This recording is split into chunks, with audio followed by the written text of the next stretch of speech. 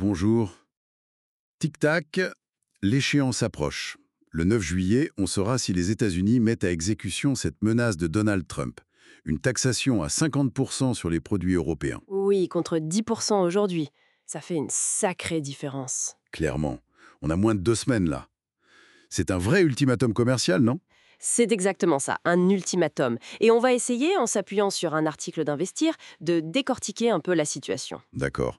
Comprendre ce qui se joue, les divisions en Europe aussi, j'imagine. Tout à fait, les divisions, les risques, surtout pour la France d'ailleurs, et puis voir un peu les scénarios envisagés. Parfait, alors allons-y. Ce 9 juillet, concrètement, si ça passe, les taxes seraient multipliées par 5 sur certains produits. C'est ça, une multiplication par 5. C'est potentiellement un coup très dur pour les échanges transatlantiques. Et le problème, c'est que l'Europe, elle n'est pas vraiment unie face à ça, si? Non, pas du tout.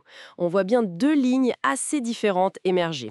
D'un côté, on a l'Allemagne. Oui. Eux, avec Friedrich Merz notamment, ils poussent plutôt pour un compromis rapide, un accord simple, dit-il. Logique, pour protéger leur industrie exportatrice, j'imagine, l'automobile, tout ça. Exactement, le pragmatisme allemand, quoi.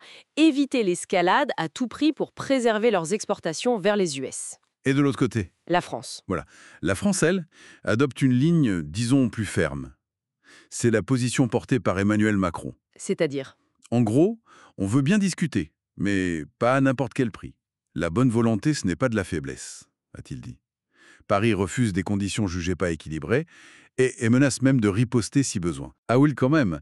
Mais cette fermeté, justement, est-ce que ça ne risque pas de mettre la France un peu en première ligne si Washington décide de cibler Utique? Bah si, c'est tout le paradoxe. C'est un vrai risque. La France pourrait être plus exposée.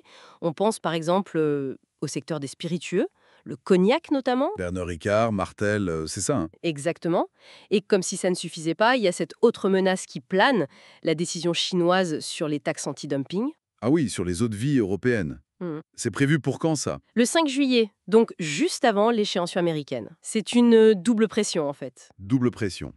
Et l'impact potentiel en France, on a une idée? En termes d'emploi, par exemple. Oui, les chiffres qui circulent font état de 10 000 emplois menacés rien que pour les eaux de vie en Charente. C'est énorme. 10 000 emplois, surtout avec un chômage qui, selon l'INSEE, serait encore à 7,7% fin 2025. C'est pas anodin. Non, loin de là. C'est dans ce contexte, très volatile, que les analystes d'Investir ont esquissé 4 scénarios. 4 scénarios, d'accord.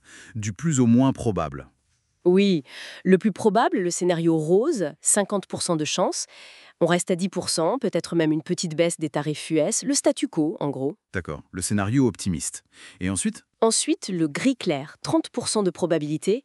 On reporte les négos. On gagne du temps, mais le problème n'est pas réglé. Ok, et après ça se corse, j'imagine. Oui, le gris foncé, 15% de chance. Là, on aurait une taxation ciblée, et la France pourrait être dans le viseur, justement. Le risque dont on parlait. Exactement. Et enfin, le scénario noir, le pire, 5% de chance seulement. Mais Mais le plus dangereux. voilà, l'escalade totale. Les États-Unis passent à 50% et l'Union européenne riposte immédiatement. La guerre commerciale. Bon, face à tout ça, pour les investisseurs, j'imagine que le mot d'ordre, c'est la prudence, hein. C'est ça, prudence. La recommandation générale, c'est de limiter un peu l'exposition aux actions les plus sensibles. On parle d'une allocation autour de 45% en actions, plutôt domestiques, et garder du cash. À peu près 9% de liquidité. Et y a-t-il des secteurs qui pourraient mieux résister, des valeurs refuges? On en cite souvent deux.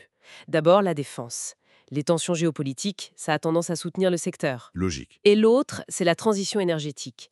Ce sont des investissements de long terme, structurels, moins dépendants des tarifs douaniers immédiats. D'accord. Donc, si on résume, cet ultimatum américain, il met vraiment en lumière les fractures européennes, non? On se risque de payer le prix de cette fermeté si ça tourne mal. C'est une possibilité, oui.